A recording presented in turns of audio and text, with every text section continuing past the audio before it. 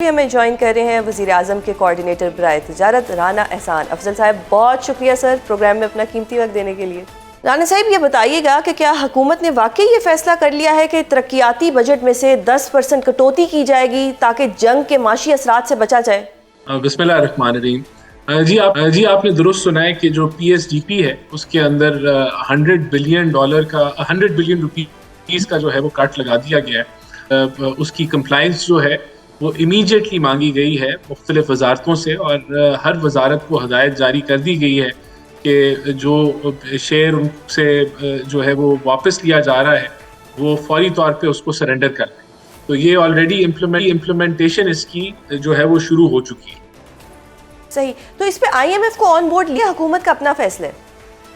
देखिए डेफिनेटली क्योंकि हम कोई ऐसा खर्चा नहीं कर रहे जो कि मजीद बोझ बनेगा। ऑलरेडी जो स्पेंडिंग हुकूमत ने करनी थी उसको डेवलपमेंट की मद से जो है उसके अंदर कटौती की जा रही है। देखिए यहाँ मैं ये ज़रूर कहना चाहूँगा कि जो जंग के असरात हैं जो इजराइल और अमेरिका ने ईरान पे मुसल्लत की हुई है उसके नेगेटिव इम्पैक्ट्स हैं।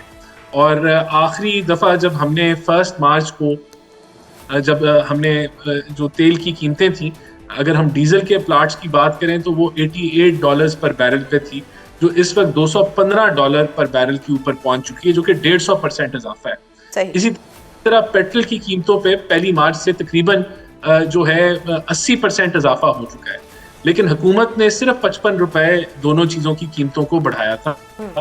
और अगर आज के दिन देखें तो तकरीबन 150 से 200 रुपए डीजल की कीमत बढ़ती है और अगर पेट्रोल की बात करें तो 100 से 130 रुपए के दरमियान पेट्रोल की कीमतों में एडजस्टमेंट बनती है। तो ये हुकूमत जो है इसको सब्सिडाइज कर रही है ताकि अवाम पे बोझ ना आए। अब ये कोई सस्टेनेबल नहीं है कि आप इसको अगर जंग लंबे अरसे के लिए चलती है तो हम मजीद अगर डेवलपमेंट बजट को कहाँ तक हम कट कर सकेंगे। आखिर वो भी जो है उसकी एलोकेशन भी पाकिस्तान के लिए अहम है, ज़रूरी है। तो ये कोई आसान फैसले नहीं है और कोई भी ऑप्शन जो हुकूमत जिसको अपनाती है उसके ऊपर उसके प्रोज और कॉन्स डिस्कस किए जा सकते हैं, लेकिन अवाम का जो है मफाद देखते हुए, मुल्क का मफाद देखते हुए ये फैसले किए जा रहे हैं जो कि मुश्किल फैसले हैं। और इसके लेकिन अगर हम ये समझें कि ये जंग अगर कंटिन्यू रहती है और इसके मासी असरात जो बदतर तरीके से दुनिया की मईशत में असरअंदाज हो रहे हैं तो हम बहुत अरसे तक इन प्राइसेस को होल्ड नहीं कर पाएंगे, पेट्रोल और डीजल की प्राइसेस। अच्छा, मेरा अगला सवाल भी यही था कि खुदा ना खास्ता अगर जंग जारी रहती है तो क्या हम फिर मजीद कटौती करेंगे तरक्याती बजट में, क्योंकि ये लॉन्ग टर्म सोल्यूशन तो नहीं लग रहा है, शॉर्ट टर्म सोल्यूशन है? लेकिन बिल्कुल ये एक शॉर्ट टर्म सोल्यूशन है और ये भी वायबल नहीं होगा कि आप मजीद डेवलपमेंट बजट को कट करते रहें।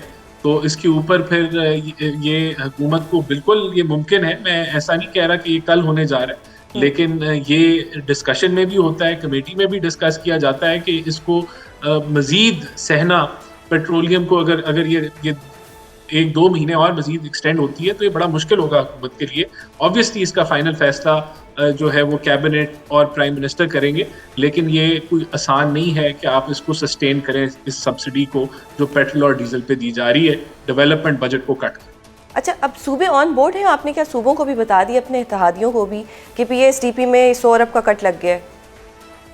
देखिए ऑब्वियसली इसके अंदर कम्युनिकेट किया गया है, सूबों को भी कम्युनिकेट किया गया है कि ऐसा होने जा रहा है और हर मिनिस्ट्री को जिससे कटौती की जा रही है उनको कम्युनिकेट कर दिया गया है कि आप इसको सरेंडर करें और ये इस इंफॉर्मेशन को स्प्रेड कर दिया गया है। सही। अच्छा, एक और बात भी हो रही है कि NFC पे भी कट लगेगा, इस पे पीपल्स पार्टी की भी रिजर्वेशंस होंगी, तो क्या पीपल्स पार्टी को ऑन बोर्ड लिया जाएगा NFC पे कट लगाने के लिए? देखिए अगर कोई ऐसा काम हुआ, इकदाम लिया गया तो बिल्कुल उनकी मुशावरत के साथ और कंसेंसस के साथ इसको किया जाएगा। और देखिए बात बड़ी सिंपल है, दो ही तरीके हैं। आपका तेल महंगा हो गया, आप उसको इंपोर्ट करते हैं, या आप उसको पास ऑन कर दें आवाम को, या अगर आपने उसको सब्सिडाइज करना है तो वफाक ने अभी अपने PSDP पे कट लगाया। दूसरा हल ये है कि जो सूबे अपने ADB का हिस्सा दे दें या फिर उनके साथ मुशावरत के साथ NFC के अंदर कट लगा लिया जाए। यानी कि ऑप्शन कंसिडर हो रहा है? नहीं, देखिए, मैं नहीं आपको इसको कंफर्म नहीं कर रहा कि ऐसा हम कल करने जा रहे हैं। हर ऑप्शन को देखा जा रहा है कि किस तरीके से, अगर हमने इसको कंटिन्यू करना है पेट्रोल की सब्सिडी को, डीजल की सब्सिडी को, तो हम कहाँ से कर सकते हैं, और उसके लिए अगर ज़रूरत पड़ी तो हम सूबों को ऑन बोर्ड लेके मुशावरत के साथ कोई भी फैसला करें। अच्छा राना साहिब, स्मार्ट लॉकडाउन की बात हो रही है, बहुत से सूबे इसकी बात कर रहे हैं, क्या ये स्मार्ट लॉकडाउन जो है ये पूरे पाकिस्तान में लग सकता है? देखिए, हर सूबा आज़ाद है कि अगर वो एडमिनिस्ट्रेटिव मेजर्स लेना चाहता है अपने अपने शहरों में या सूबे के अंदर। ऑब्वियसली ये कोई हम फोर्स नहीं कर सकते। अगर या तो कैबिनेट और नेशनल लेवल पे कंसेंसस के साथ ये फैसले किए जाएं तो ऑब्वियसली ये इम्प्लीमेंट हो सकते हैं।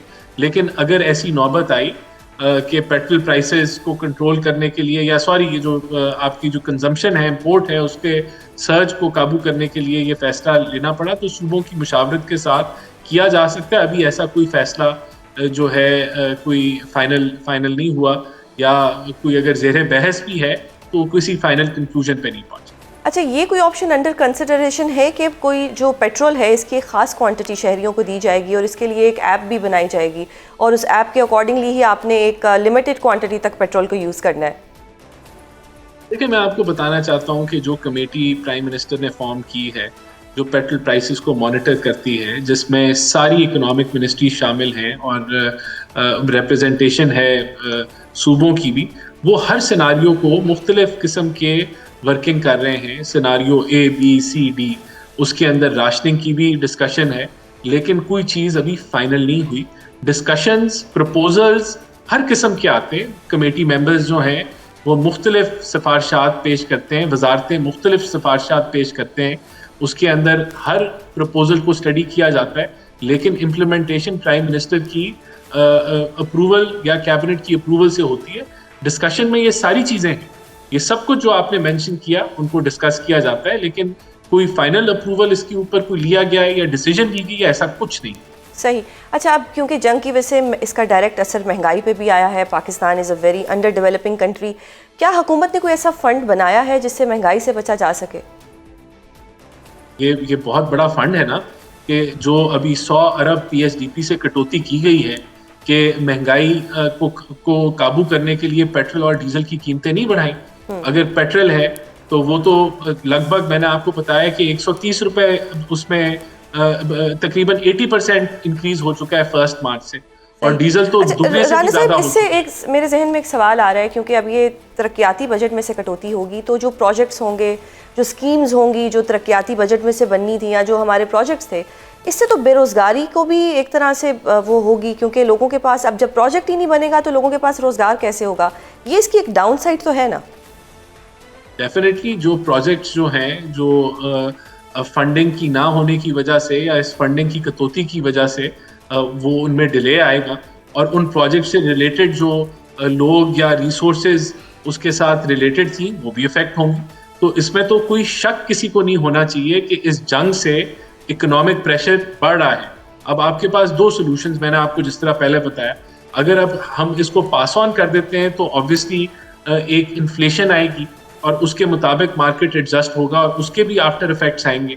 और लेकिन क्या वो हमें करना चाहिए, या फिर अभी जो हुकूमत ने किया है कि अभी के लिए इसी उम्मीद पे कि ये जंग जो है वो सेटल हो जाए, हम वो उस प्राइस प्रेशर को आगे फॉरवर्ड नहीं करना चाह रहे और PSDP के जरिए उसको जो है वो फाइनेंस कर रहे हैं, तो ये भी कोई आसान फैसला नहीं है। और ऑब्वियसली इससे जो डेवलपमेंट बजट्स जो स्लो डाउन होंगे उसका इम्पैक्ट भी आएगा। तो मैंने आपको पहले ही बता दिया था कि आप कोई भी फैसला करें तो दोनों साइडों की डिबेट है, उसकी प्रोज और कॉन्स हैं, लेकिन इस वक्त आपने एक ओवरऑल सिनारियो को देखते हुए फैसला करना है जो कि नेशनल इंटरेस्ट में हो। अच्छा राना साहिब, क्या ये कहा जा सकता है कि पाकिस्तान जो है वो एक सालिस बन गया है और एक फैसिलिटेटर बन गया है बिटवीन US एंड ईरान? देखिए, ये तो अब चीज़ ओपन में है कि आपके जो चीफ ऑफ आर्मी स्टाफ हैं या फील्ड मार्शल हैं आसिम मुनीर साहब, वो उनका राब्ता अमेरिकन सदर से भी है, और आप दूसरी साइड पे ईरान के साथ भी प्राइम मिनिस्टर ने जो है उनके सदर से गुफ्तगू की, और उसके अलावा भी हमारे सारे डिप्लोमेटिक चैनल्स दोनों साइडों से कम्युनिकेशन में हैं, और हम लोग बिल्कुल ये एक रोल अदा कर रहे हैं कि जिधर हम लोग दोनों साइडों की कम्युनिकेशन का एक ज़रिया बन रहे हैं और वो प्लेटफॉर्म प्रोवाइड कर रहे हैं। और ये बड़ा एजाज़ भी है और हमारी पूरी कोशिश है कि हम खित्ते में अमन लेके आएँ। और ये बहुत बड़ा क्रेडिट है प्राइम मिनिस्टर शहबाज शरीफ का, फील्ड मार्शल साहब का, कि जो वो रोल इस खित्ते की बेहतरी के लिए जो है अदा कर रहे हैं।